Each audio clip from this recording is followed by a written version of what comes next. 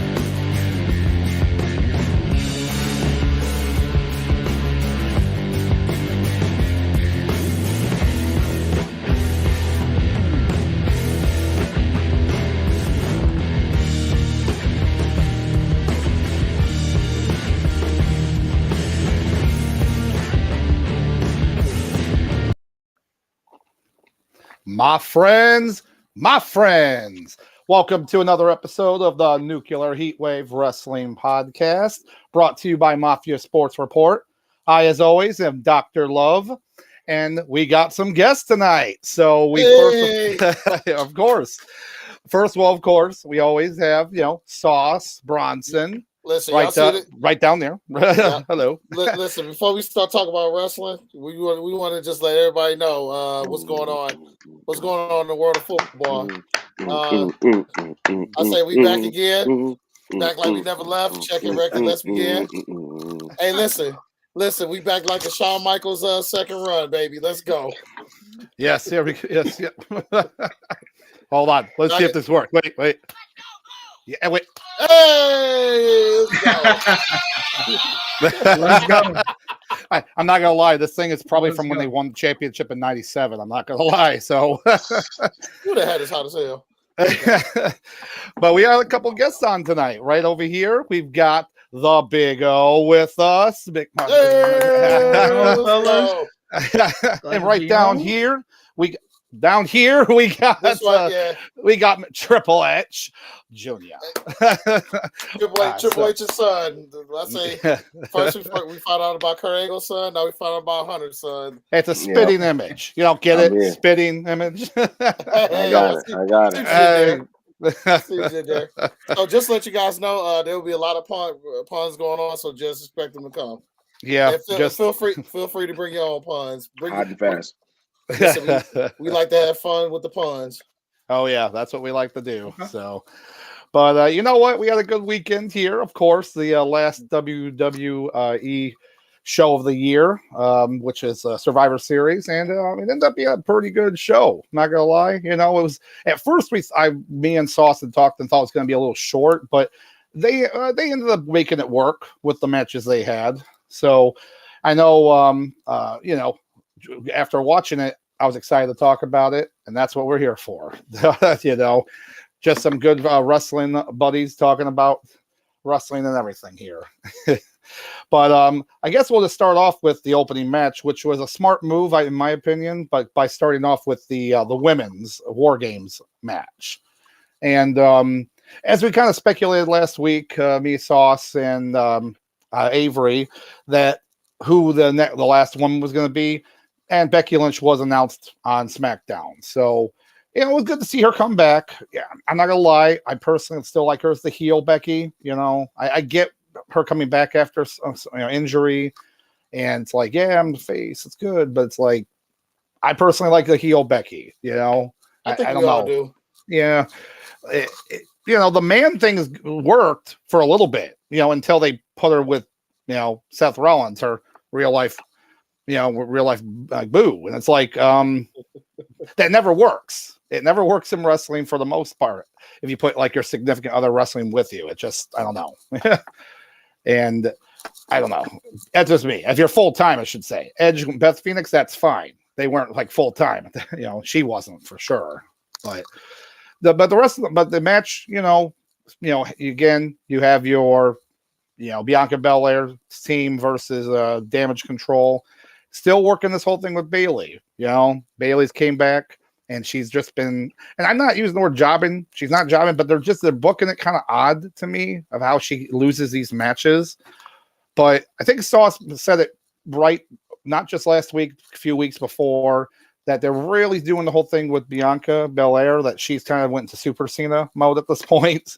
She's, she's not losing the belt until they have someone big come back, a Charlotte, if Sasha Banks, whatever the heck works on that, if that ever comes to fruition, something like that. That's the only person at this point I could see they would win and make sense, but I don't know. So, but again, it's for right now, it's War Games. Now, and here we go.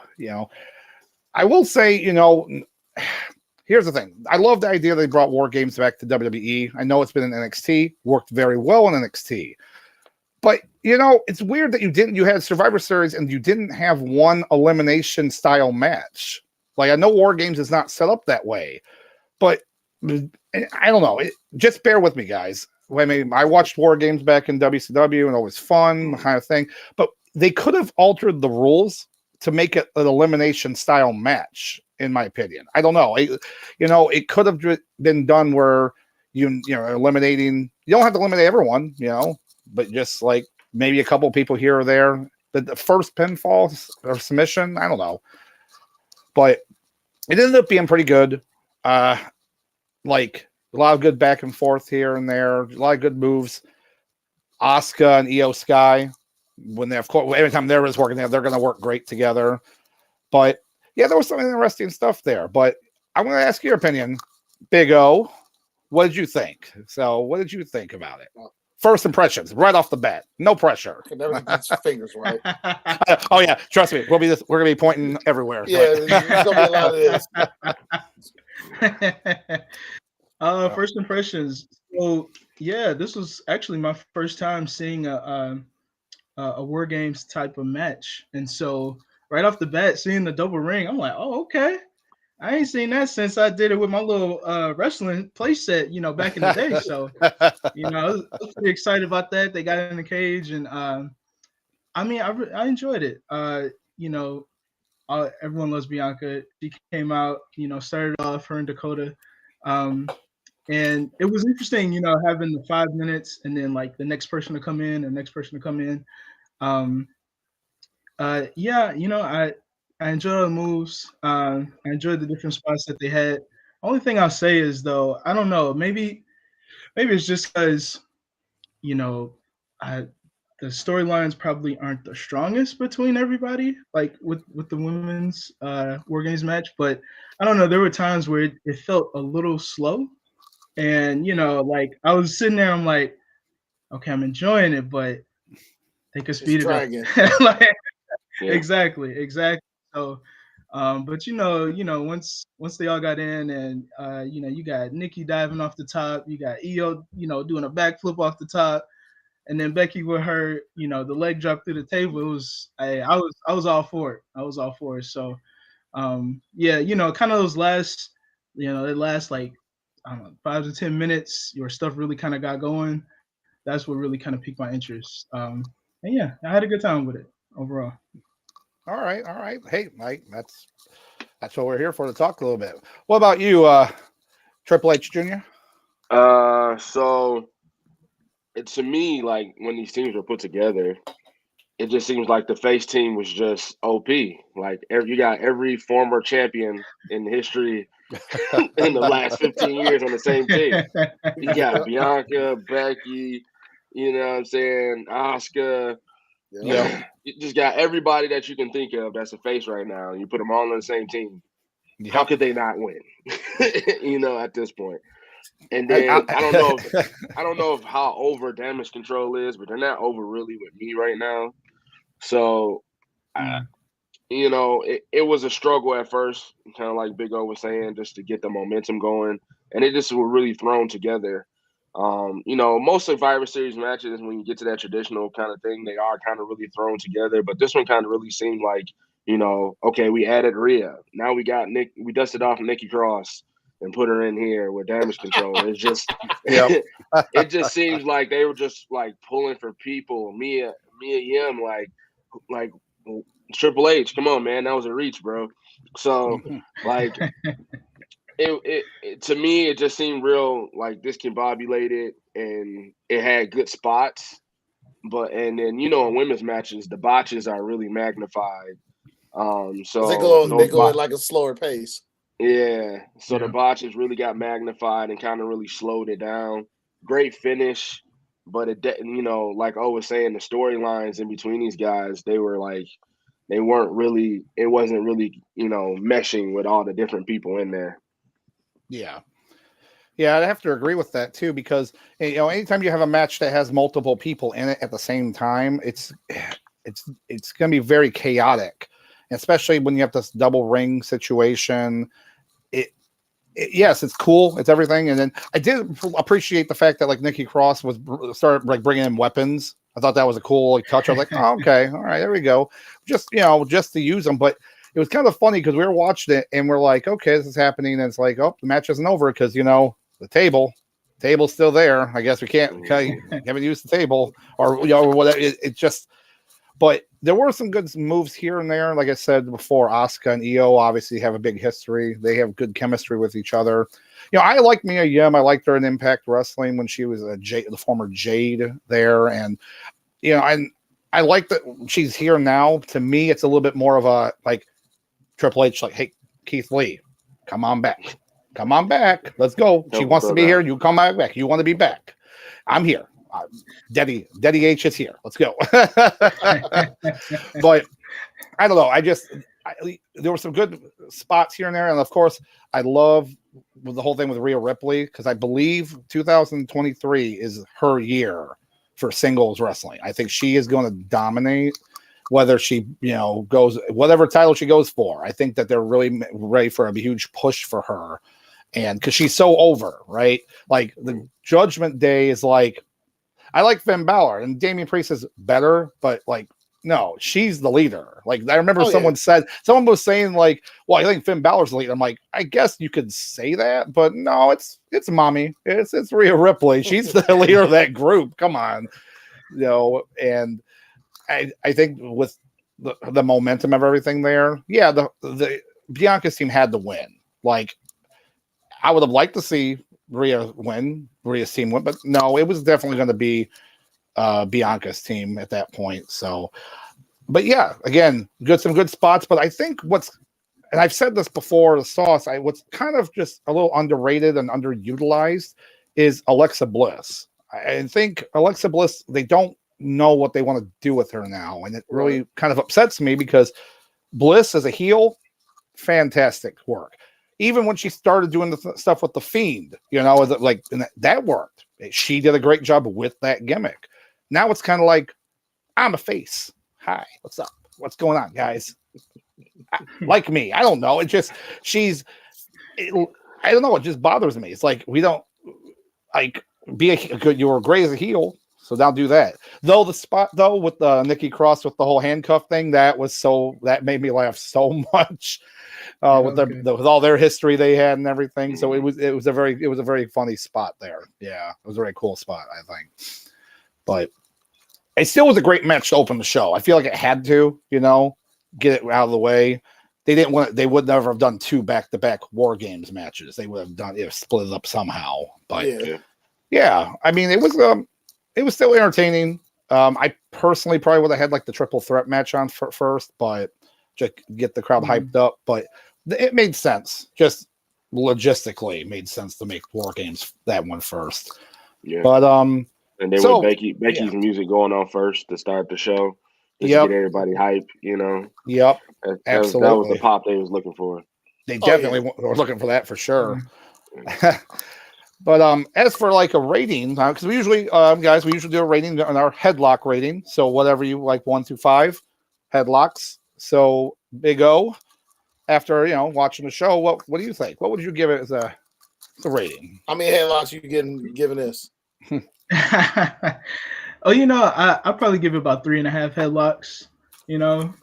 Like I said, they're all good wrestlers. The wrestling was good.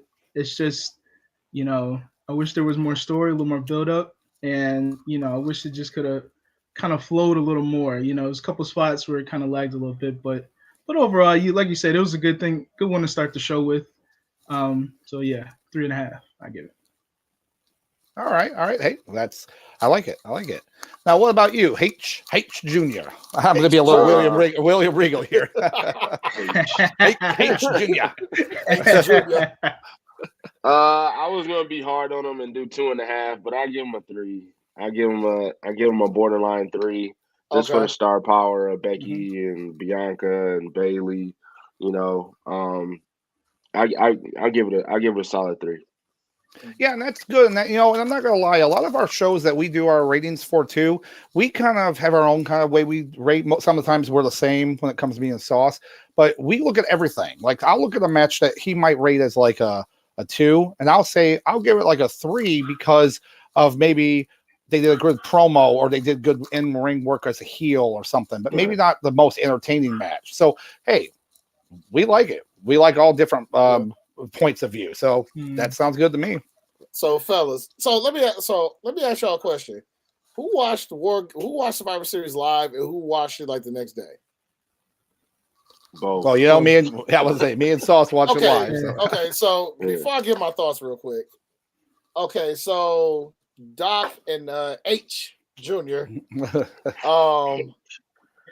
So when y'all watched it live, was it me or was the crowd booing almost the whole match, that women's war game match? Yeah, they were.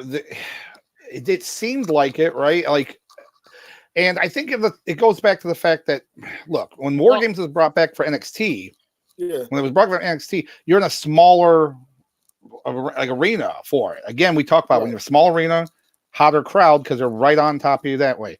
You have a bigger arena. War Games. Look, a lot of people don't understand how the rules work for it. They kind of were just like, it's not a cage match. You have to win by pin or submission.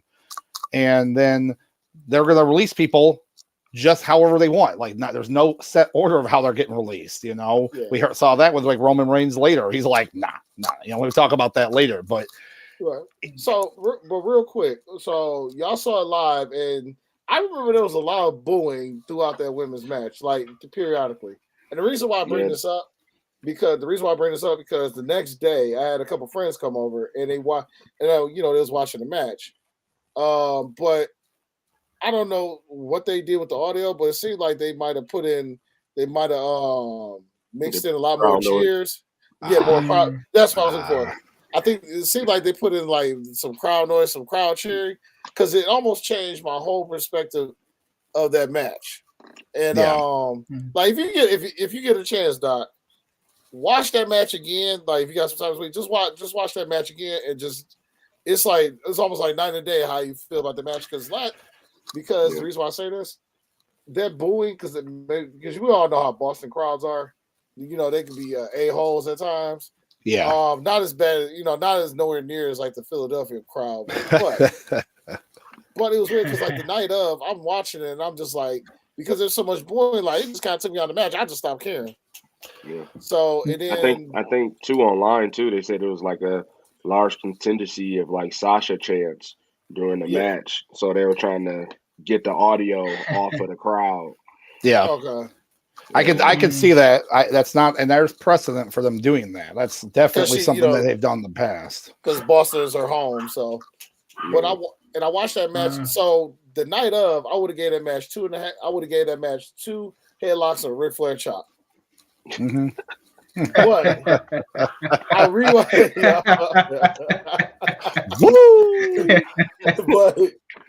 But after rewatching that match the next day, the audio was way different. I mean, they was doing some booing for damage control, but it seemed like they added a lot of crowd cheering noise for that match like the next day. And it kind of changed my perception. So I would say now I'll give it 3 solid headlocks and whatnot. Right. So Oh, and then just a couple things I want to point out. I thought Dakota Kai died like 3 times during that match. There was one point where Bianca just like Ultimate Warrior tossed her into the cage like twice. Yeah, she got stuck between the cage and the rope. That was a good spot, you know. And then there was like a half Hurricane thing going on where her head met the garbage can lid, and then at one point, but I will say as far as like H brought up an interesting point though, as far as like with the storyline and stuff, H and O, and like with the storylines going on, it was kind of messy. But I will say, Damage Control, that was probably one of the better, probably one of the, I guess not best, but one of the better moments where how they look good as a unit. Yeah, yeah. So it looks like we do have our first chat here. It looks like it's Papa Mafia. It's always good hearing from you. The women's matches were so bad, lots of botches. Oh, we'll get to the next one. We'll get to the next one. Yeah, we will be getting to the next one there. So just wait. And we've already kind of talked a little bit about this one, a little bit, some miscommunication here and there. Yeah. But overall, I think this match had some good spots in it and some good chemistry. But yeah, the crowd at night seemed a little quiet. In later matches, we'll talk. You're right. It did seem a very odd crowd. So I don't know. I don't know what they were expecting. Very particular match where they saying quiet on, and I'm sure y'all know which one that was. Oh man. So fellas, are we ready to move on? Well, let me give my headlocks for it. Oh, my bad. Go ahead. Oh no, you're fine. I'd give it a solid 3 headlocks out of 5, just because of the entertainment factor, the good spots here and there. Nikki Cross, I think, did a lot of good spots there. Just some fun work from her, and hopefully they keep pushing her. So we shall see. And then the feats of strength. I just want to add that in. So just starting off, you had Rhea Ripley doing some pull-ups on the cage. I was like, okay. Oh, yeah, she was bossing up in that cage. Yeah, and then later on, Bianca took that kendo stick and was like, yeah. Oh yeah. Right over the knee, those are some good spots there. I'm like, all right, I'm in. Last thing I'll say about this match is every time I see Bianca, I just think about a multiverse where what Cesaro could have been if he had a little bit better mic work. Yeah. There you go. I'm telling you, like it was like Cesaro crawled so Bianca could walk. I'm telling you, because I tell people, I'm like, look at Bianca's moveset, and she's basically a European uppercut away from Cesaro. Oh man! Oh, so Sauce guys, we got a guest today. Hey, we got a little guest today. Hey, this is Brutus. No, he is a He tries to be an attack dog, but he will just give you kisses, right? Oh, there we go. Yep, he's just staring at me. So I said, "Well, I'll pick you up for a little bit." But there you go. Oh, but yeah, I didn't know if anything else about the match, but we could move on to our next match of the Survivor Series. Let's see. Oh, well. Let's see. Yeah, we'll go with this one here. Oh. What'd you say? I'm sorry. You said, "Oh." I can imagine which one you said. You know what? Actually, let's just do it. Let's just do it and get it over with. All right. So Sauce's favorite match of the night, as we were gonna say, Sauce, man, your favorite match of the night was the defending SmackDown Women's Champion Ronda Rousey. Can I give my thoughts real quick before everybody else go? Yes, go ahead. Yeah, so how basically I feel about the match was okay, y'all can go ahead. And she fought the Shotzi Blackheart, and this is really a sad thing for me because one, I've been a Shotzi fan since she was doing stuff like in the Indies, and then she was brought to NXT. She's actually but you kind of put her in a no-win situation, like ever since Ronda's been a full-on heel, for what it has been, it's been good. Like the mic work, and I've always been one to kind of defend her a little bit when she first started because she did at least learn how to do like some of the basic wrestling stuff, but she still is throwing in a lot of obviously the MMA style fighting, which when you're doing MMA style moves in a pro wrestling match, it really almost looks like it's like you're botching the move or you're messing it up because it's not clean. It's not supposed to be. MMA fighting is not clean. It's supposed to be dirty. It's supposed to be kind of you're fighting to tooth and nail to get to it.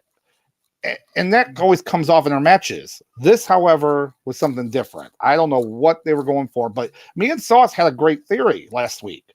Our theory was that Shotzi was going to be either injured on the way there in the ring because they already did a spot with Raquel Rodriguez where on SmackDown, like she getting knocked out before their match on some tag match on SmackDown.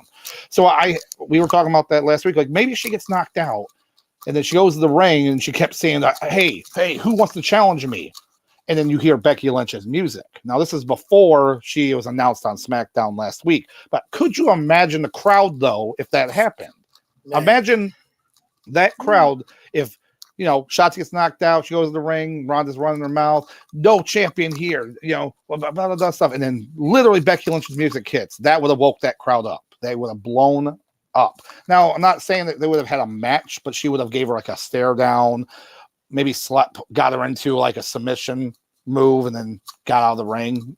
Shayna Baszler comes to save her. I don't know. I just feel like that right there, it's way more entertaining than what we got. We got some random, 5-minute match. Well, first off, it was longer than it should have been. That was way longer. That was like a 7-minute match, I think. Yeah, and that was, that was way too long.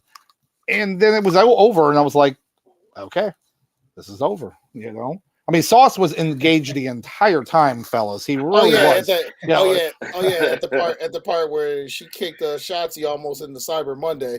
Maybe it was Taboo Tuesday, actually. I mean, the way she kicked her, I thought she was about to fly into Cyber Monday. It's like a spotlight right when they're right between the two rings. And she just straight up just judo kicked her. And I know you only throw in judo, but that's the phrase I'm going with right now. She won. I forgot she's Olympic medalist, so we gotta say that. But right. But yeah, like you said, but I'm gonna let the guys, get their thoughts. But you said it best. It was basically a no-win situation for Shotzi. Shotzi's not a terrible wrestler. I mean, she's a pretty decent wrestler. She's got a good gimmick that people like. So, but once again, it was you basically was just fed to some garbage and you try to make a diamond out of it, but unfortunately, you got aluminum. That's all I can say. Oh my gosh! So at this point, I'll let the fellas go ahead and get their thoughts, and then I'll give my rating. Okay, Big O, what do you got? What do you got for this glorious match? Top 5 for Sauce for the year. Man, even in the little video package that they played before the match, I just didn't. No part of me believed Shotzi was gonna win. I'm like, they're just trying to bury her. What is happening? This, and then she came out, and if you paid attention, the crowd actually they stood up for her. They like her, but it's just you just knew she wasn't gonna win. And during the match, basically Ronda's, toying with her and talking to Shayna hey, what ankle do you want me to break or whatever? And I'm like, really? Really? Yeah. For me, I was sitting there and watching and I'm like, if Shotzi could just somehow sneak away to get a chair or something and lower the playing field a little bit, and of course that didn't happen, but it just man, it for me, so I'm the youngin' on the call tonight. So it reminded me of Rey Mysterio and Brock Lesnar back in the day, and how he basically needed a lead pipe. Yep. Yeah, needed a lead pipe to even the odds, and that's what it reminded me of. Man, if she could just get her hands on something, oh my goodness.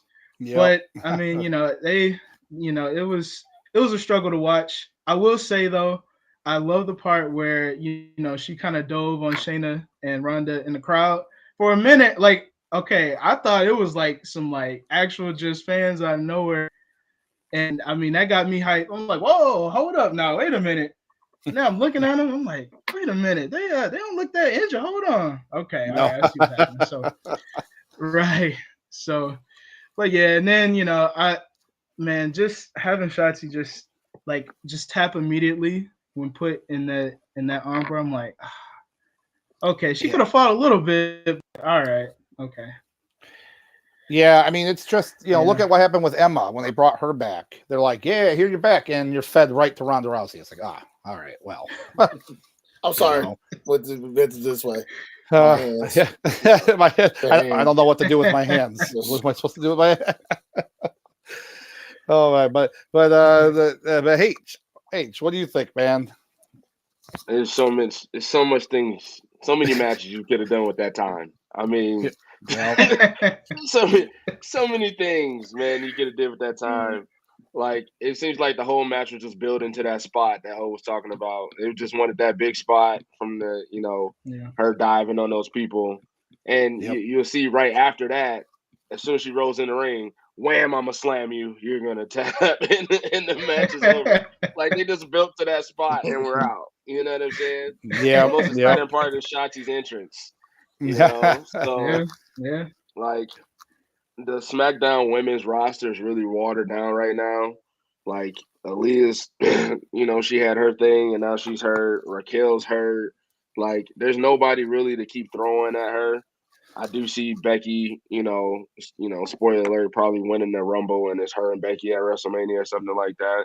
So they're just throwing people. They're just throwing people to her until they get to that point. So it's going to be garbage.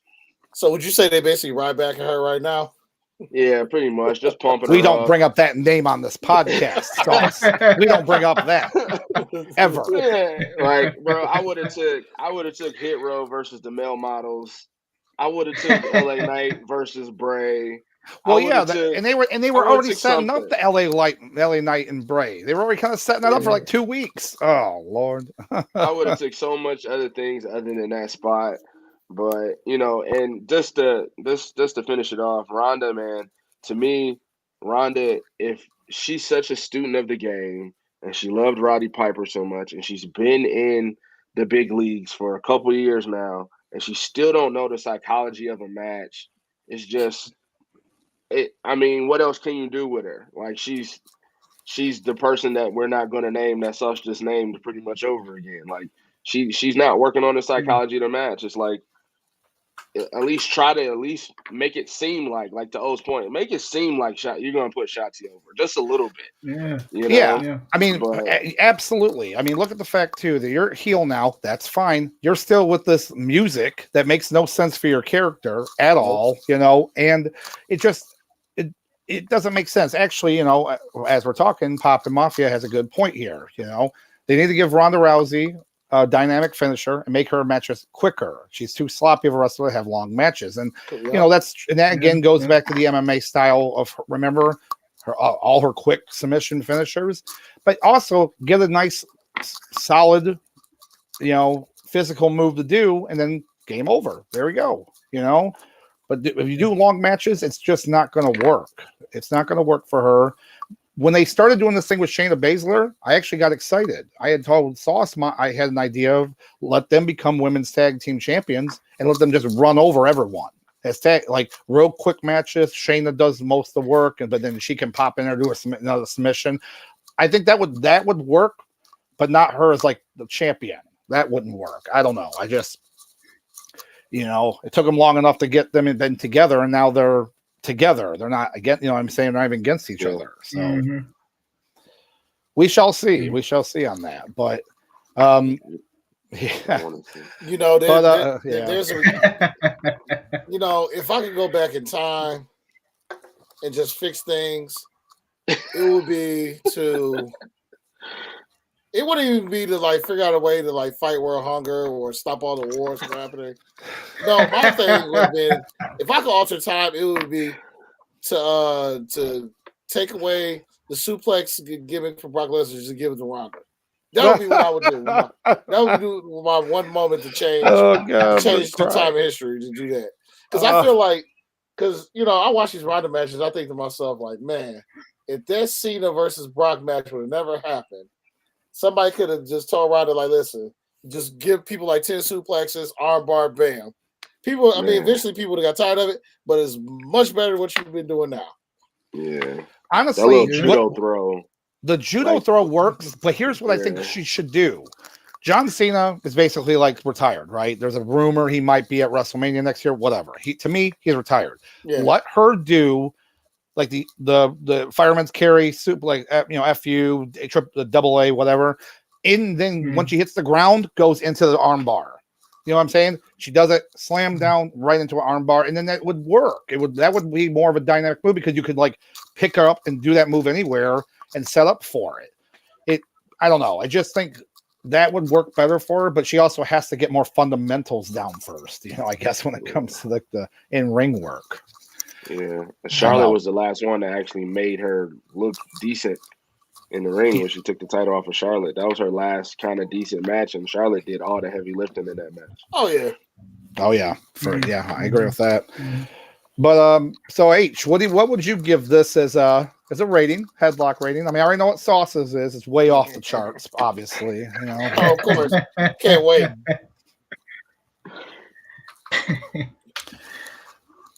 But what would you give it, H? Oh, 0. 0 out of 0.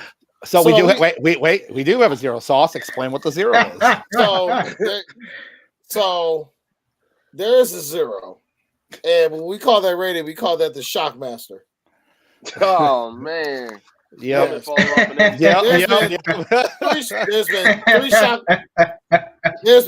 3 Shockmasters. Oh Lord, my hands ash. I can't show this side. But there's been 3 Shockmaster matches since we started this podcast, and they have not been the third one. There you go. A waste of everybody's time. Add to history. Yeah. Yep.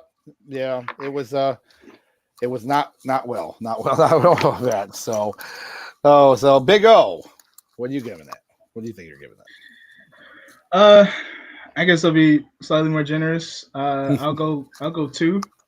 Okay.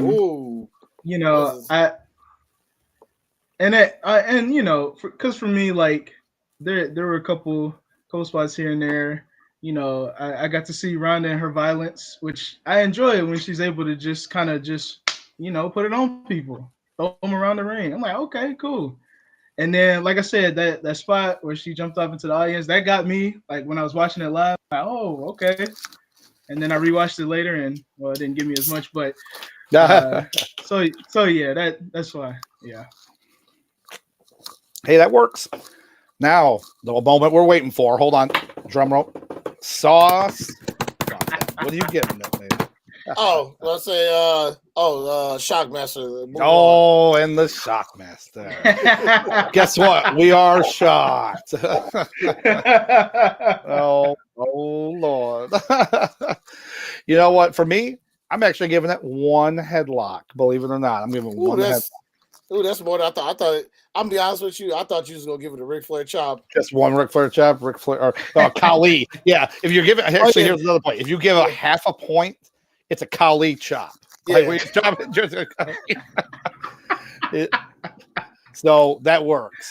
No, I give it a 1 because again, I still like that Ronda's a heel. I like Shotzi Black. I like that she's doing work, and there's a couple things. That's pretty much it. There is no other real redeeming qualities of the match. So, but it is what it is.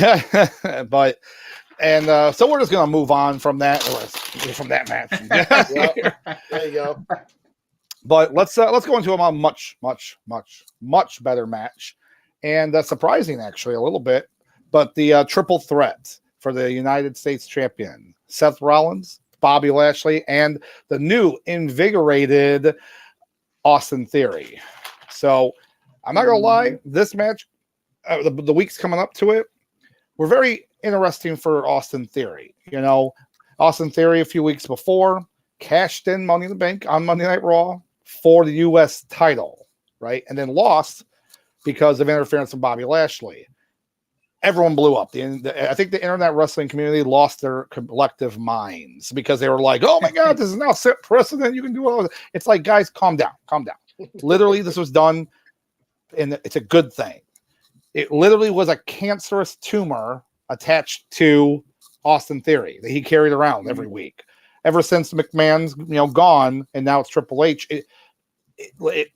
It's no one ever said Austin Theory was a bad wrestler. Never. And this is what proves that point. Getting rid of Money in the Bank allows him now to not worry about that and actually do some good work in ring work, and that's what he has done.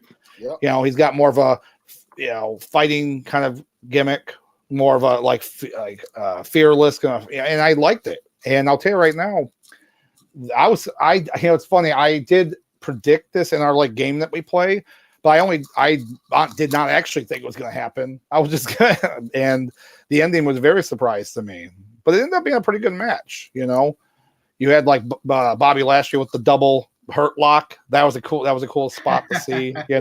Anytime you see something where a move's done on two different people, it's always fun to see, right? John Cena doing the double A to people, to a couple people and it's cool. Feats of strength, H was saying. We've seen a feat of strength like this, and that a big one. So, but Seth Rollins, we can't say much more about him. To me, he's been Wrestler of the Year, and I know it sounds crazy, but just all the work he's done with all the different storylines, and then just his selflessness, and then in the ring, yeah, it was a good match. I was very surprised. Well, not really that surprised. I knew it was gonna be good, I guess, but I didn't think it was going to be as good as it was. So, but yeah. Oh, what did you think, man?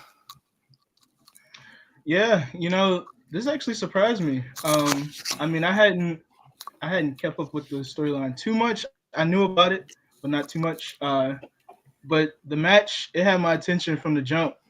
Once they hit that bell and Bobby threw Austin over the ropes, I'm like, okay, I know what time it is. He's like, bye. Okay, let's do it. And then Seth did it too. Oh man, that was great. For me, this was the match of the night for me. I really enjoyed it. And like just from beginning to end. And then when I watched it a second time, I enjoyed it just as much. It was great. I could clearly see they're kind of three different styles of wrestling. I love the feats of strength by Bobby, and I love how he got wiped out after he did the hurt lock to both of them at the same time. That was funny. But man, Seth Rollins, I love all his moves and just the way he, just kind of compliments everybody. It was amazing. And you got Austin Theory, he's got more edge now. He's more serious. This ain't really a game to him now. He don't have that weird phone out taking pictures. It was great. It was great. The crowd loved it. And then I was shocked. I was seriously shocked at the end, with Austin coming out with the win. And, I loved it, man. It was my match of the night, for sure. Well, it's great to steal that win. You know what I'm saying? And that's always I love seeing that in a good heel, You can, especially triple threat type rules or a fatal four-way. But yeah, that was good. Good point. What did you think, H? I feel like right now, remember back in the day when they used to drop DVDs on guys and you wait at Best Buy to get the DVD?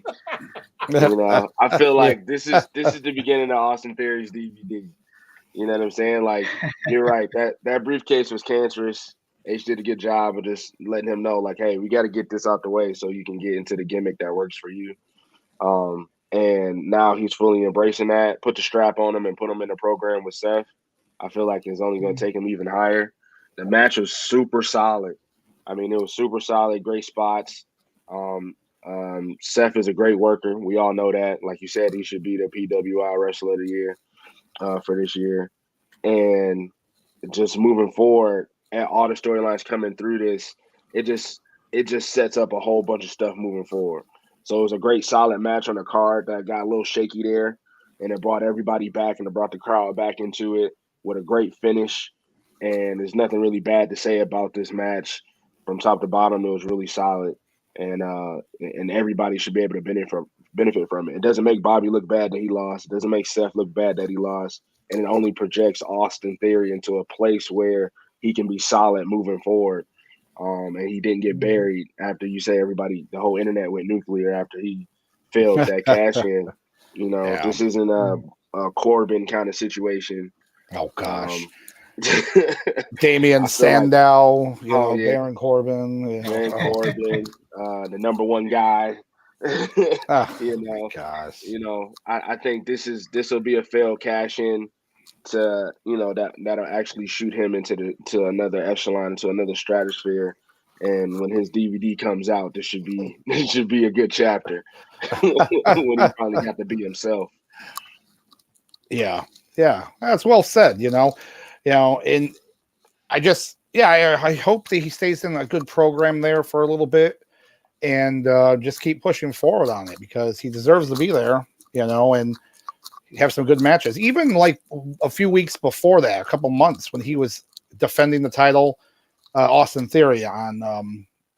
He would be on. He wasn't defending. I'm sorry, but he had the title. He then lost it, but then he was having matches on Raw, and he had a match against Kevin Owens, who's like one of my favorite wrestlers, and it was a great match. I mean, I remember seeing some spots in there. I'm like, why is this not on a show? But I guess a lot of people were inferring that it's like, well, he's being punished. He's losing all these matches, but he wasn't losing them bad. He was doing a great match and then losing. That's completely different than getting, thrown to the wolves like Emma, and Ronda Rousey. It's like that's not the same thing. But I hope I see some good storylines with him. He could easily be there with, the Miz, after they dump up the Dexter Lumis stuff. And Dexter Lumis is a good wrestler too. So you could, they could be in that mix. There's a lot of people that you could throw in that mix there. It really just depends on where they want to go moving forward. So, but yeah. But it does look like we have another chat here from, it looks like, D-Town guy, Jay. What's going on, man? What's up to you too? So we haven't seen you. We haven't heard from you in a while. Hope everything's good with you. Hell yeah, man. But if you anything to say, we'll definitely love chatting with you. But I mean that, like I said, this the match went good. It was a good, solid match. It's how a triple threat match should be done too. Sometimes they're just not booked properly, but this was done right. The storyline makes sense. For all three participants. And it looks like they're going for the same type of storyline going forward, at least for Seth and Austin Theory. So that'll be good to see because right now we don't even have a show until Royal Rumble. Apparently there's some rumors of doing a show in India, but I don't think that in January. I don't think that it's not like a Crown Jewel. It's nothing like that. It's just a big show in India, which is okay by me. More publicity, that's fine. So a billion people there. I'm pretty sure there's some wrestling fans. And Jinder Mahal's like, I am finally back. Let's go. And they're like, they'll be like, you're not on the card. He goes, Hey, Veer Mahan might main event over there. Who knows? Hey, God, no. You're missing the obvious. Who's got to be there? You're missing the obvious. Yep. Kali, baby. They're gonna be like, hey, can you show up and just just walk around the ring? Who the fuck? Yeah. He said, wait, you want me to walk?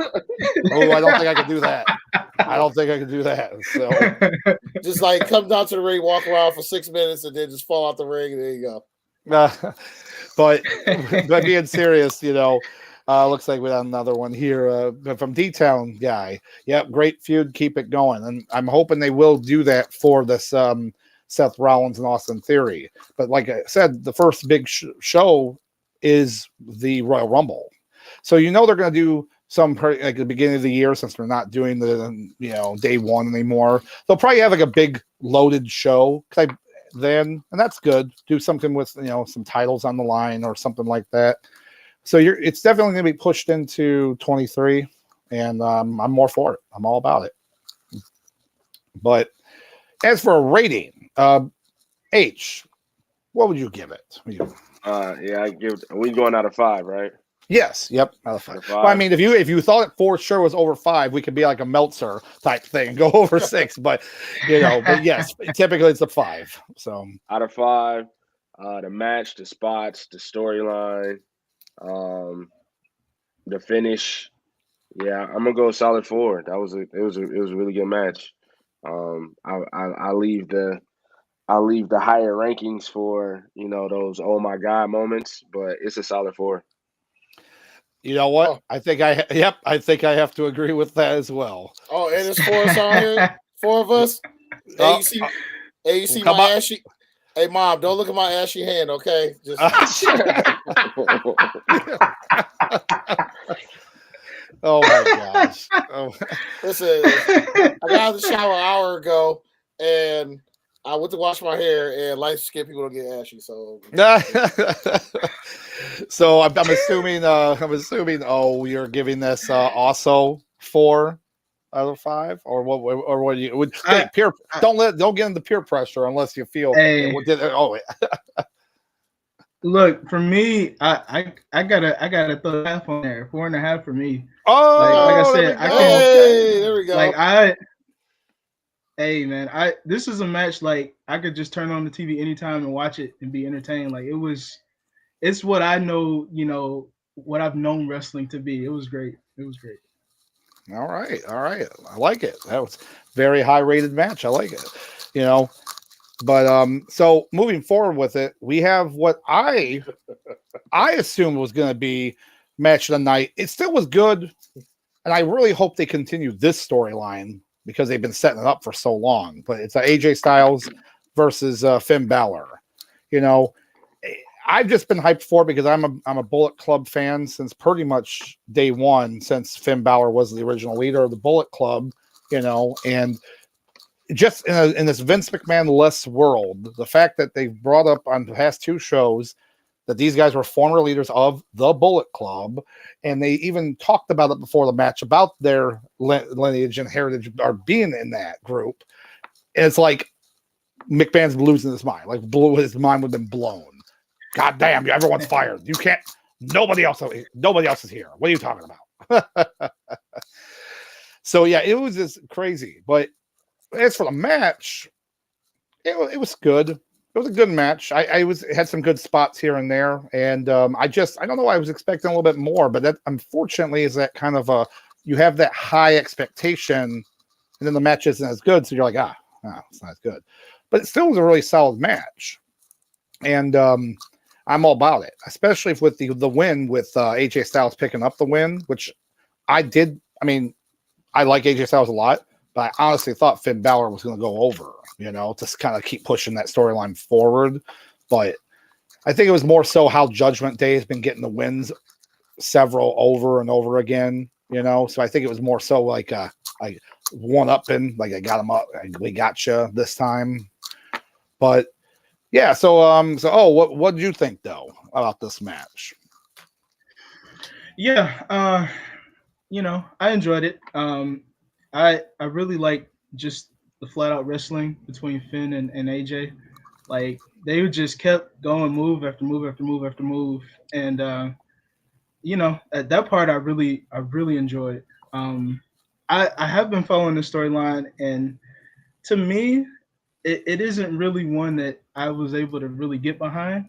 Like, I mean, like every time I see even the video package, I'm like, okay, so they were both kind of over the same group. Now they're trying to see who did it better. Okay, whatever. But that's just kind of me. It's like I don't really care. but just them as pure wrestlers, like it's not many better. Like that part was exciting for me.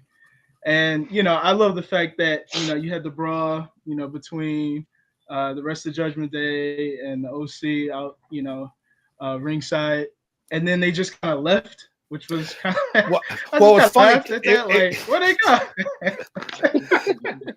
It's funny because we and Sauce talked about that. I said, look, they have to get thrown out by the ref. Like I was expecting them to try to interfere, and then the ref's like, "No, you're out of here, all of you out of here." But then they kind of did what you said. Yep. And then when they did that, I was like, "All right, there you go. That's fine too. I don't want interference." But looks like, Detail Guy Jay, thanks for chat again. AJ definitely needed the win, and that's kind of where I was going for. Like they, Judgment Day in general has been getting over on them so much. So yeah, he needed the win. I just hope they do continue with the feud. so we got a couple more good matches. Like I want to see a ladder match from these guys, maybe, or see something, or just anything. I don't know, some kind of stipulated match. That would be cool to see. I would be down for that. But also, D-Town guy Jay, I don't know if any of you guys watched Raw yesterday or the clips, but yeah, why did Seth wear the Prince outfit on Raw? Yes, he had some drip, but let me tell you, it was some interesting drip on Raw. Oh my gosh, it was like the black sheer out to it, and it was someone had a picture too of like Nikki Bella wearing a similar outfit, colored sheer wise, at like some event, and I'm like, you know what? He still made it look better. Just saying. So, he did. So the man, the man's a national treasure until Montez Ford gets pushed. Right. And hey, you know what? Going just a little off topic, talk about them back on TV, and Montez, of course. It's hard to say with Dawkins he's good, but Montez is the star. He really is the star. He's the future. He's the future. Yeah. So he just oozes charisma and that natural talent and everything. So yeah, it was good seeing that again. I was like, oh, they're back. Hey guys, what have you guys been doing? So I see. SmackDown's got your own version. Hit Row. I mean, what do they want to say? Ain't nothing really against them. Yeah, nothing against them, but they're not the Street Profits. Come on. Yeah, they should have just went over They should have just went to AEW with Swerve. Oh my god. But that's fun. But that's a rant for another day. But I'll say H Junior, what's your thoughts on this match? I kind of echo Love's sentiment where I thought it was going to be here, and it just it didn't fully deliver like the wrestling delivered. But these are two main event guys that are kind of like stuck in mid-card purgatory. And it's like they had nothing to fight for. You know what I'm saying? Like it was just a match to have a match. To O's point, I'm not invested in either one of these groups, to be honest with you. It's like, AJ Styles getting his ass kicked, so here's two guys that got fired already, and we're bringing them back just to help them out, and then some random Asian girl too. So let's all put them in a group so they can fight. And it's like, no, I'm never like Judgment Day with Edge was decent to me, with him as a leader. I'm not a Damien. Damien's horrible to me. I'm sorry if I'm offending anybody, but like him as the Muscle is kind of laughable to me. Like he's the dude that wears eyeliner and he's your Muscle, and he can't talk on the mic to save his life. So like I feel like Rhea is definitely the leader of this group. I feel like that definitely shifted when Triple H got in power. Like Finn was in the middle on the intro, and now as soon as he got in, now you get Rhea in the middle. But I'm not invested in either one of these groups. I'm not invested in none of these storylines. I want to see Dominic actually make that move to where he wants to be Bad Eddie Guerrero. Like, can he do that? I want to actually see them push him to do that instead of being, Rhea's pet at the moment. So, like, this match, wrestling-wise, delivered, but they really didn't have nothing to fight for, in my opinion. So I wasn't really invested too much in the outcome either way. Yeah. No, I got you on that. That makes sense. I mean, and that's where it's like in wrestling is always good for that reason. You have so many different wrestlers, different talent levels, different gimmicks, and people will appeal to different people. Like I said, I personally have just been watching it for so long, and even AJ back in WCW days in 2001, and then going to Impact Wrestling for all those times. Then CMFM back, that's different. But then you have your perspective, you got Big O's perspective on it, So that's where he's like, I don't care about any of these people. Guess what? That's good. I like different opinions too about this, especially from someone that's not like, I like Kevin Owens. I like a lot, so I'm going to put him more on a pedestal. But if you've watched these two guys and know nothing about it, that's what matters. Do these guys entertain you enough to not really know who they are outside of that match. So, yeah. And I hope, like I said, I'm just hoping for another match or two or something, a stipulation or a triple threat match or something. But yeah, it's not the last. This isn't the last you're going to see of these guys. So we shall see. Yeah, I would say I agree. Pretty much everybody hit the nail on the head for the most part. Like I went in with medium expectations because in my mind I was like, okay, they're probably gonna start off wrestling each other, and then it just turned into a tag match. But I did like the fact that they kept the groups away, let them do their thing. I would say story wise, it is what it is. It's like, like I want to like Judgment Day so bad, but at the same time, just like, they just there. And then I think the problem. I think H hit the nail on the head. As far as the OC, like, I mean, as wrestling fans, yes, we like these guys, but I think if they would have never got fired, if this would have just been their first debut on the WWE, I think it would have the OC would have been a much bigger deal. But with that being said, I give it a three headlocks out of 5, only because these two guys are great. Great wrestlers, and they get wrestling. They come in, they clock in, do their thing, and and you pretty much, you'll never see a terrible match from these two guys. So nah, even as H said, even in mid-card purgatory. Mid-card purgatory.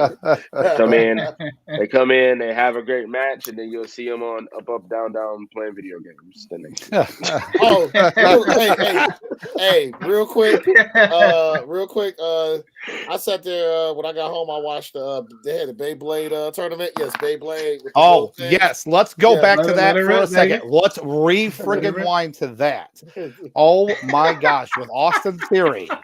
Came out, his Titantron was effing Beyblade. And we were all confused. We were sitting here like, is that Beyblade? Because it had like the blade. I'm like, is that Beyblades? Yeah. Like, why is that for his Titantron right now? It was bizarre, like. And Big O, since you watched it afterwards. I'm curious if it was still the Beyblade thing when you saw it. Like they didn't try to like cut out his entrance or something. But it was still there. Oh my god! I was like, why? Then they went right into the commercial. Hey, it's sponsored by Beyblade. Like, okay. Yeah, so someone right there, but obviously put the wrong commercial for the Titan. But it's like, how do you mess that up? You got that there in the live show, and then you have the Lord, somebody in the truck botched it. Someone botched that. Yeah, detail guy definitely thought too. Hey, somebody in production was in their feelings. It was like they probably used to watch that show. They used to watch the anime and had the toy, so they was in their feelings. They was like, you know what? Austin Theory, he doesn't care. He doesn't care. Yeah, we can go ahead throw Beyblade on there. That tech guy's Triple H think it's funny.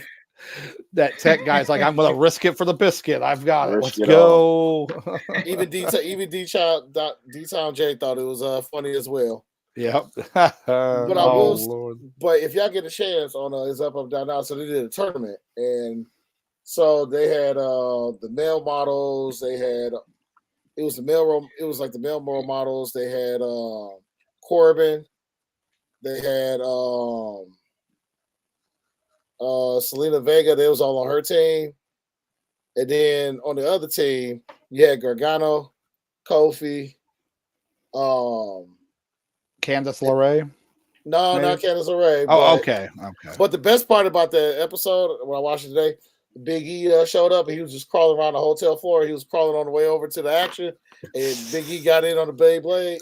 Hey, so it is good knowing, like it was, even though it was funny watching him just crawl with his arms, do his antics, but it's good to know that his body seems like is in at least good condition where he can do something like that. So considering what happened, so it was good. It was cool to see him like moving his whole body, having fun again. So yeah, that's a good thing. Very good. But oh my gosh. But yeah, going back to like the AJ match for the rankings. Sauce, you said you gave it a 3? Yeah, I give it a solid 3.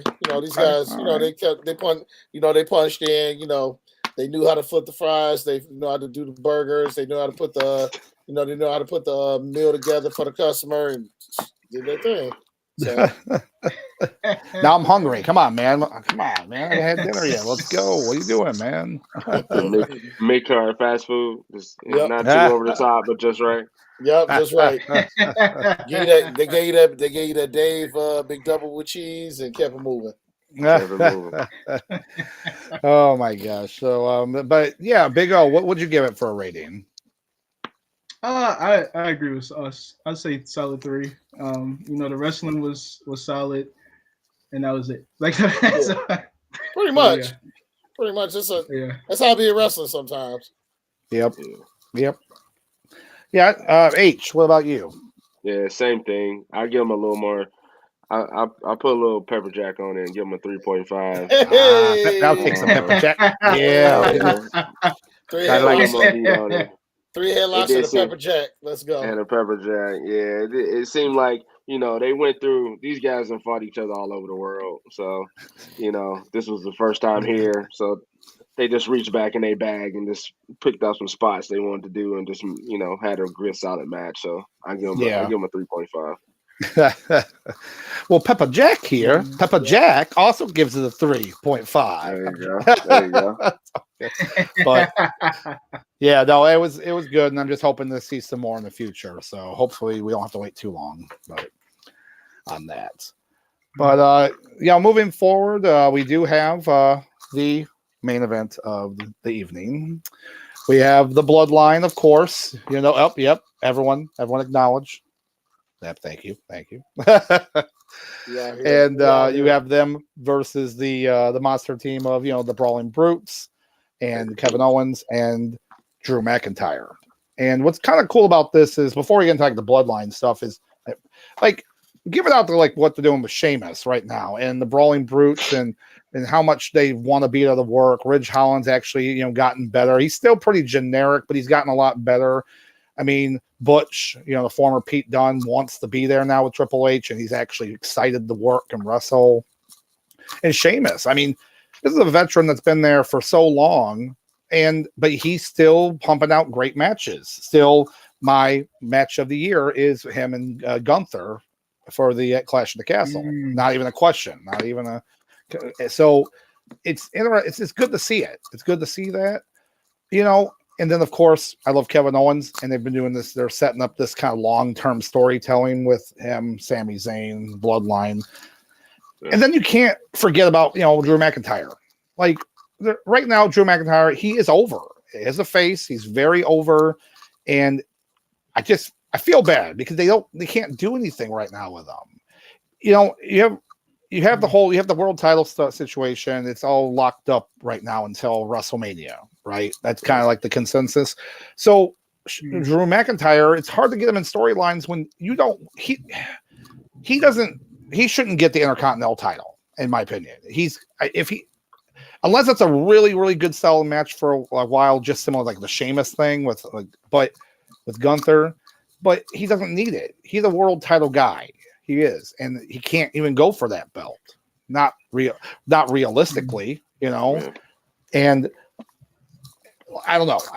But the whole team, it did work. It did work pretty good. They all worked pretty good together. So, and it was hard hitting. It was a hard hitting type match, and I was all about it. I was all about it, and I will say something funny. Of course, Sami Zayn, when he first came out, yep. Detail guy, Sammy, what's up? We're all feeling a little loosey goosey, but when they had the match start and then they had to come in, it was like, Uso's going in, and then Roman, no, Sammy, you go in. It was just great. It's like, go in now, and it was great. It was so funny to see it, but. Yeah, there were some pretty good spots. It was some good hard hitting spots, and I still love this long term storytelling with Kevin Owens, Sami Zayn. It's going to pay off. I think it's going to pay off really well. There's a heavily rumored match idea of doing Sami and Kevin versus the Usos at WrestleMania, which I'm all about that. I would love to see that, but again, anything could change by that time. But I think that would be very cool to see, But yeah, so Oh, yep, D-Town guy. Thanks again for the chat, as always. All business in that match, pretty much. You know, H, what did you think though? Like first impressions of this match. First impressions, man. The booking on this is great because every guy in this match has some kind of interweaving storyline. Because you got, even a guy like Solo, like him and Drew McIntyre, they got beef. You know what I'm saying? So when that stare down happened, there's something there. The Brutes and the Usos, they got beef. They've challenged for the titles a couple times, so you got something there. They're trying to ascend Sheamus into that realm of him going toe to toe. Because when this whole thing kind of came together, you would think that it would have been Drew going back and forth for Roman. But if you really look at all the matchups and all the beatdowns, Sheamus and Roman are kind of been the guys that have been paired up. Yeah, Mr. What? Mr. 5'15" with Sheamus. Yeah. So they're trying to get the posture Sheamus kind of in that position.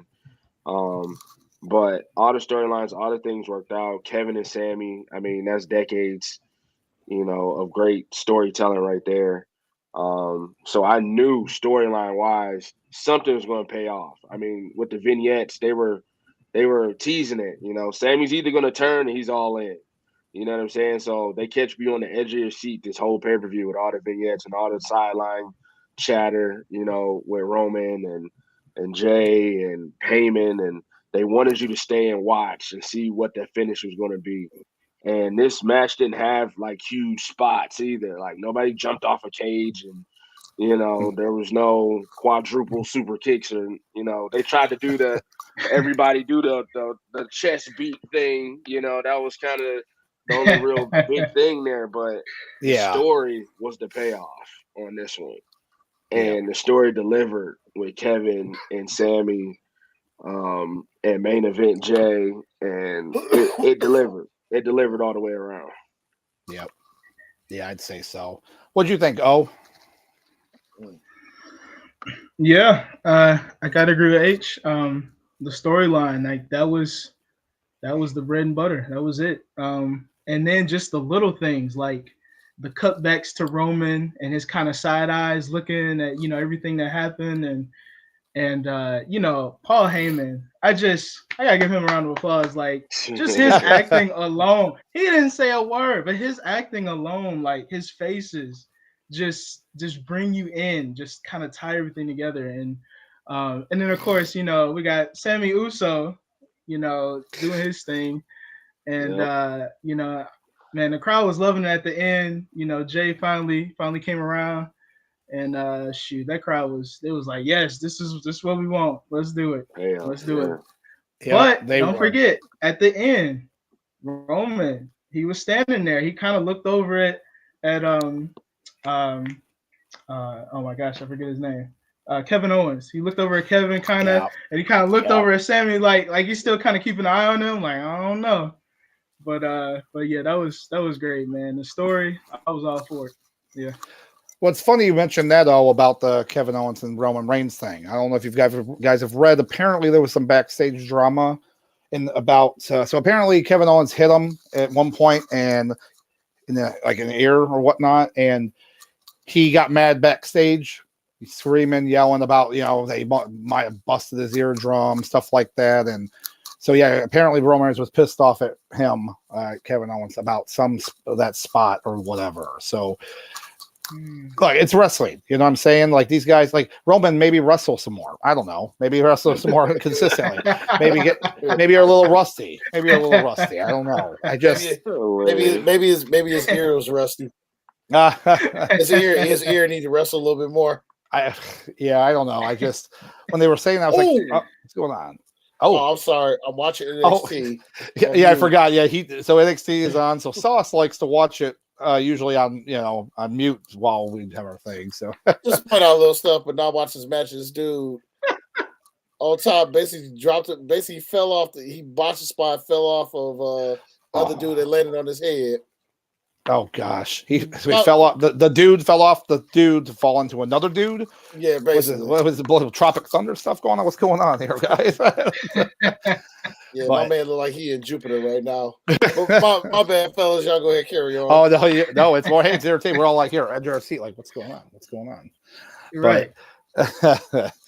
Yeah, like I said, there was a lot of good spots in the match, and of course, it kind of culminates with Sami Zayn, doing the low blow on Kevin Owens and setting it up for Jay to get the win. So, and yeah, it was good. Still setting up this whole thing. It's just again this long-term storytelling. When is it going to happen? When is something going to happen? And probably Royal Rumble. There's a lot of speculation of like what's going to happen, because that's what me and Sauce talked about last week, and we had talked in person too.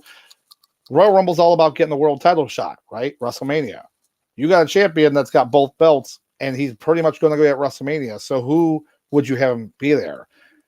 One of our friends, Josh, said The Rock shows up as 30 and wins, right? I literally have also read, and this is ludicrous, but just as me. I read that Roman Reigns enters the Rumble and wins the Rumble, and then he gets to pick whoever he wants to face, and he picks The Rock. I'm like, I hate that idea, but I've read that. To me, the Rock thing didn't seem plausible until I really thought about it. I'm like, it really makes more sense now. If he actually showed up, and then he didn't have to do much, he'd be 30, and then a couple moves here and there, and then he wins, and it's like, all right, I don't know. I just think that's the only way that they're gonna how that's gonna set up. But by that time, I don't know if Sammy will be either turned on the Usos or whatever, but that's gotta happen, because we gotta remember, we got in January, end of January is Royal Rumble. Then you have Elimination Chamber in February. And so that's another one where the world title's not gonna be on the line. We're gonna have Elimination Chamber for no world title. Just all number one contender spots, pretty much. Or they'll probably do an Intercontinental or a U.S. title. Actually, I could see a U.S. title match won. So that could be good. Hey, Papa H, we give you pure gold here, so I'm just letting you know. We just letting you know. But that's not a bad idea. That's not a bad idea though. Like having a chamber match for a mid-card belt, I'm down for that. Yeah, there's precedent too for it. They did it for the Intercontinental title when the man who I don't like the name, Ryan Reeves. Ryan Reeves. Mr. Reeves. Yeah, I think he's hungry. I think he has to be fed. I don't know that guy, but he won. It was the whole thing when Daniel Bryan was like retired and he was like new champion, and he won, and then everyone's like that sucked. But yeah, there's precedent for doing it for a mid-card title, and even the tag team titles, which was a very underrated match, right there as well. So, but there's a lot of great mid-card guys to go for that too. Like absolutely, oh yeah. That's stuck in the mid-card purgatory that could put on a great match. They're like, can we get out of here, guys? Yeah. Hello? Hello? I mean, shout out, Gunther's doing his thing. You know what I'm saying? Yep. Like, him and Imperium, they holding that spot down. And there's many challengers like Strowman, AJ, Finn. Like, there's many challengers that can go for the U.S. and Intercontinental titles, and Elimination Chamber matches for both those belts. Now that they've been elevated, will be dope, because there's some borderline main event guys in there that can do it. I'd be all for it. So we'll have to wait and see when it gets closer to Elimination Chamber what they're going to end up kind of setting up for that. But yeah, I'd like to see it. But I mean, you can always have Ricochet challenger for like this 15th time. Please stop. I was waiting for the part of the show for the that we can throw in stuff we don't want to see anymore. Can we get Ricochet out of here? And who's Ali? Mustafa? Yeah, Mustafa Ali. Can we get these guys like? Now they need to go to first card purgatory. Like push these guys to, first match status, or get a reboot of NXT. Like I'm sick of seeing these guys every week. You mean like Reggie? Reggie. Oh yeah. Reggie, You mean scripts now? Script, oh yeah. Lord. Oh my I have God. to tell my son that T-Bar ain't T-Bar no more. he loves him on the game. I was like, I'm gonna be Roman Reigns. Who are you? T-Bar every time. You understand? And it's crazy. Well, what's funny, that's so funny about that though, because I've always liked Donovan Dijak, and when he first started wrestling. So then he became Dominic Dijakovic or whatever, and then they're like, "We're doing underground. So you're gonna be what cool name am I gonna have? T-Bar." He probably was like, "Huh." So now he's back as Dijak now, which is I'm happy because I liked him years ago. But that's kind of funny with your son. Like, I like T-Bar. That's cool. That's cool. That's a good story. The most random superstar ever. T-Bar. Oh my gosh, that's cool. I like it. Oh man, but so overall in this match, H, what would you rate this match overall? I'll give this one storyline, spots, finish. I'll give this one a solid 4.5. Okay, all right. Solid 4.5. The match type helps with the War Games format, and storyline payoff. This was months in advance between him and Jey Uso. They finally got a great payoff. And it even propels them into so many different things that can happen. So, I give it a 4.5. All right, I hear you. So, what do you think about this match? Bloodline and the Brawling Brutes and Friends. And Friends. Yeah, and Friends. Yeah. And Friends. And Friends. What's going on, guys? And Friends. Let's go. Oh man. Yeah, I'm gonna say a solid 4 headlocks from me. Love the storyline. Love the few spots that they did. And I also love Kevin Owens throwing chairs at the Usos. That was funny. But yeah, it's solid 4 for me for sure. All right, cool, very cool. All right, Sauce. Here we go. What did you think, man? My friend. So, yeah. I'm only showing two of my fingers because light skinned people don't get ashy, and I don't want to show them the rest of my hand. Oh my God. My friend. You're not throwing the chop in there? I'm going 4 as well. You know what? Damn it! We do a 4 headlocks and a slice of jalapeno cheese. Let's go. Let's go. Like I said, listen. I love me some jalapeno cheese. Listen, there was a lot of sweaty meats in there slapping in that cage. Okay. Yep. And I say, and all those men did a damn fine job. And even to piggyback off of what y'all been saying, like the storytelling, just with from start to finish with Sami Zayn and Jay, like the fact that Rich was about to ram turn my man to a pancake. Once they pulled him out the way, he looked at him like, I saved you, and just little stuff like that. Everybody, and like H said, everybody's. There's so many storylines interweaving within each other. People got beef with him. He got beef with him, this and that. And did it tie up all the loose ends? Probably not, because, we'll probably get some, some new stuff on come Friday on SmackDown. But there was a lot of good, I would say storyline wise, there were a lot of goals that seemed to got accomplished. Yeah. Like, just imagine, like Adrian said earlier, like, just imagine, like, if the women's kind of had something similar like that. It was just like with the women, they just kind of said, all right, we got a couple people who got beef with Damage Control, and the producer was like, y'all figure it out. Hey, real quick on and then as far as Monday Night Raw, did anybody watch that segment when all the girls are sitting there, the backstage talking, and Bliss just kind of like, I would like the kind of like answer she gave, her thoughts as far as the match and going forward, and she just did not care to be there. Well, it kind of goes back to what I said earlier about like they don't know what to do with her as a face right now. They're not pushing her as a singles wrestler.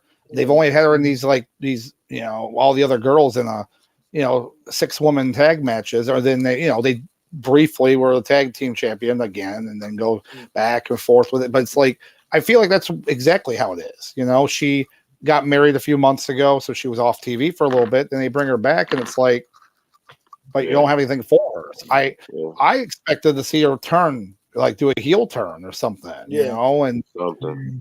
So I'm waiting for it. I'm saying that that's going to happen, but again, we'll wait and see on that. Because she came back, and then she came back with the doll, and now the doll's gone. Yeah. Like, are you crazy? Are you not crazy? Like, hey, she's probably crazy. I'm just saying. That's probably why I like her so much. I'm just but storyline wise, I don't know about that one. It's like it was just real confusing. Like she had the therapy sessions, and then that went away, and then she had the doll, and like pick something for her to go with and let her go. SmackDown don't got no women over there. Like, Royal Rumble time is usually where you see a lot of cross-brand people popping up on other people's shows anyway. Right. So just send your top-heavy Raw roster over to SmackDown and, put some good matches on over there. Yeah. I hear you. And like I stated back in, I believe I said this back on our first podcast, I think now this will be the time that you're really going to start to see Triple H's WWE now. Like pretty much all the loose ends, whatever's left of McMahon, I think we pretty much come to an end. So now we're definitely going to start to see what Triple H can do with all this roster. I agree. So I'd have to agree to that. So for sure. But so I mean it was a pretty solid show, being the last show for WWE for the rest of the year, and not counting the NXT deadline, which is in next Saturday. I think it's 2 weeks, ain't it? The 10th. So it's not this Saturday, but the Saturday. But so next Saturday. And I believe in the NXT you're watching, they're coming up with the rules for the Iron Survivor match. Is that what it's called? Or something? It was all in mute, so I wasn't paying attention to what it was saying. We will definitely talk about that next week. We'll probably go down about a little bit, but is Mandy Rose gonna be there? Hey, I know. Wait. Hello, Mandy.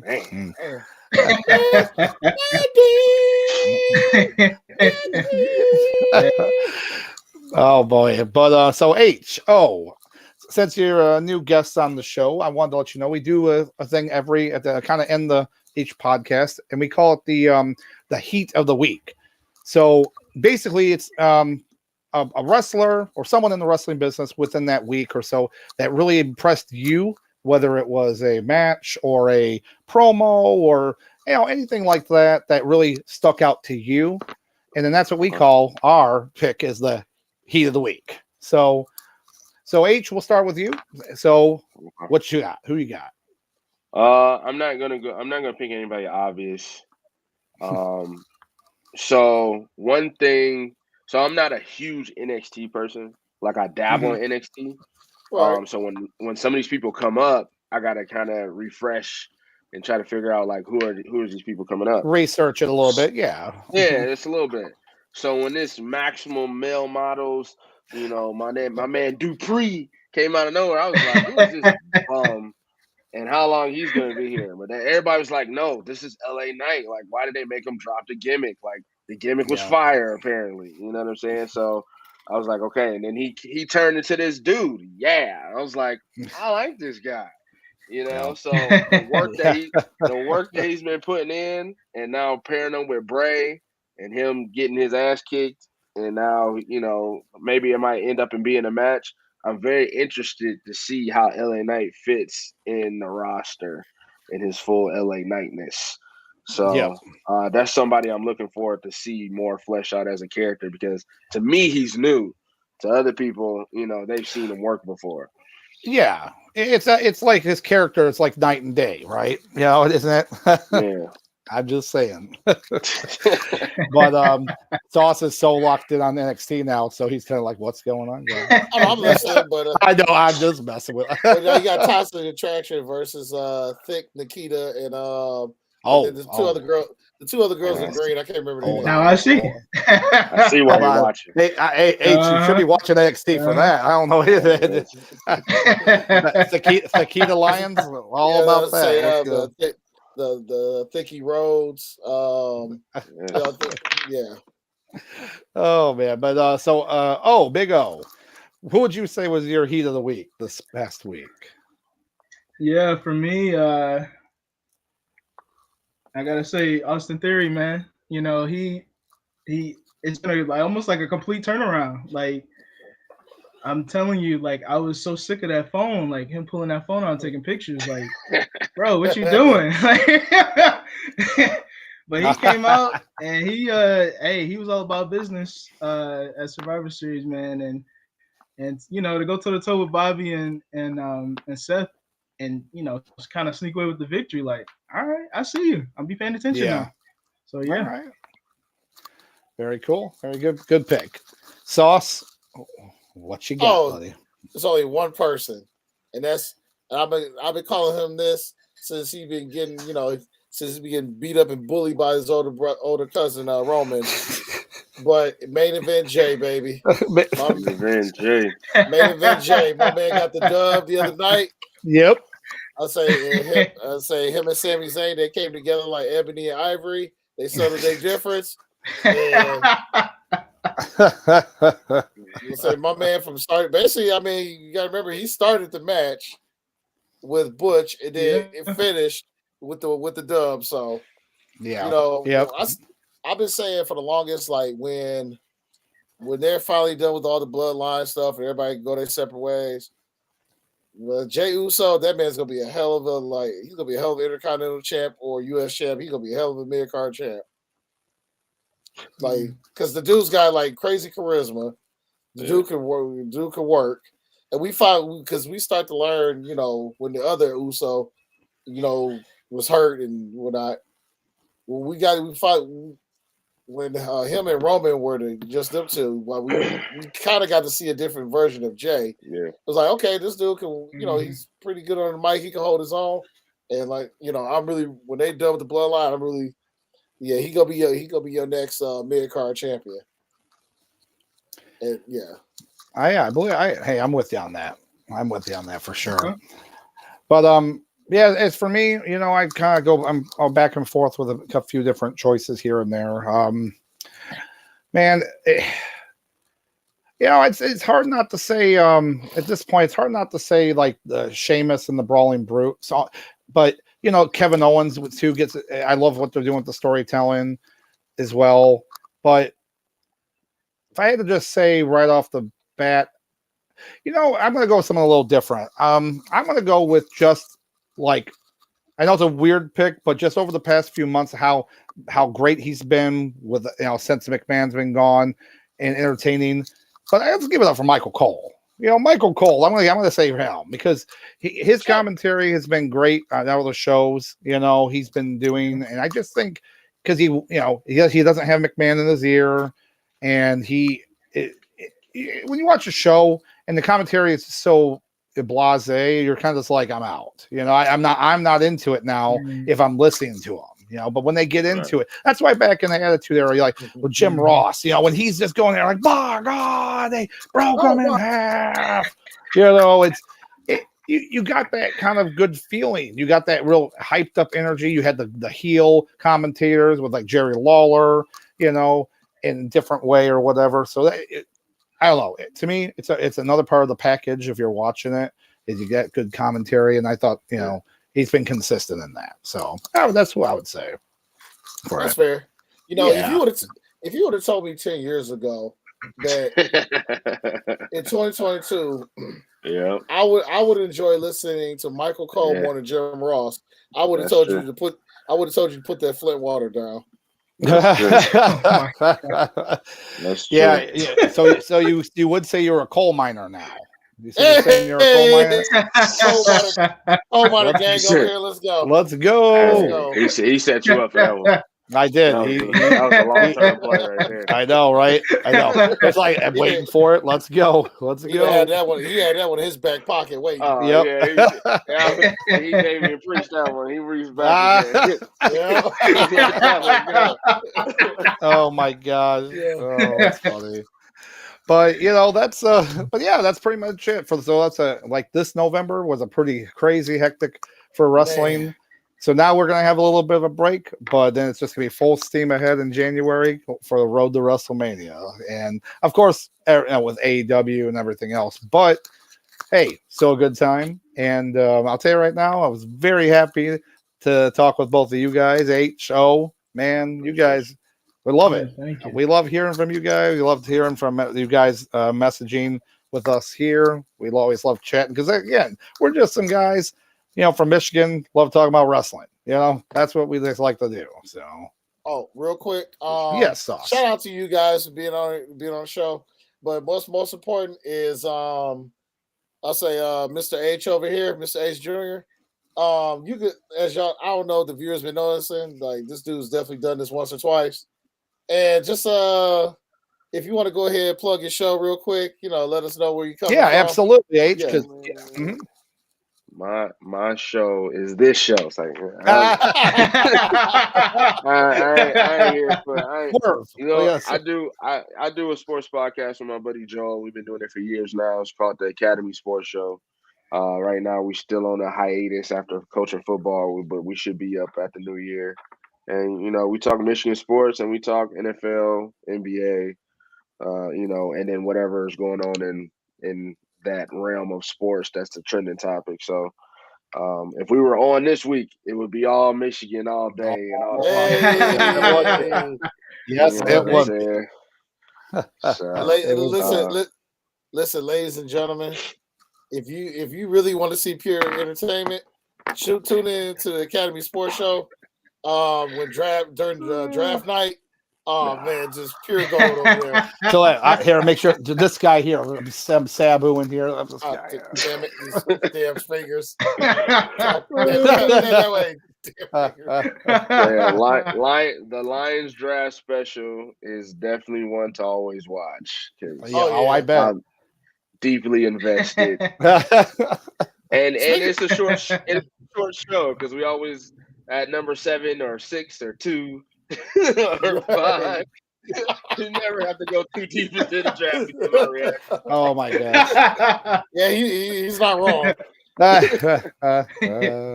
Oh my, that's crazy. Yeah. That's good though. But yes, so is it Detroit Academy Sports Show or the Academy Sports Show? It's the Academy Sports Show. So we'll make sure we'll drop a link in the comment section. Afterwards. So. But yeah, when they come back, we'll make sure to let y'all know. Like I said, they're on the hiatus right now, and they'll be back like HBK in 2002, baby. So, yep, there you go. I can't wait to see that, man. Appreciate y'all. I thank y'all. This was a great experience, man. I love professional wrestling.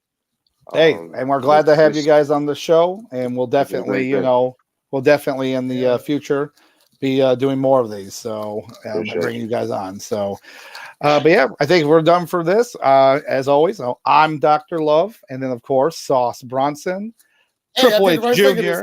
Hey, you got it right. There you go. Triple H Jr. and God dang it, Big O. There we go. Over there somewhere. They up there. They're in that space in here, But yeah, so I know. There you go. Oh my God, Wonder Twin powers, please activate. Let's go.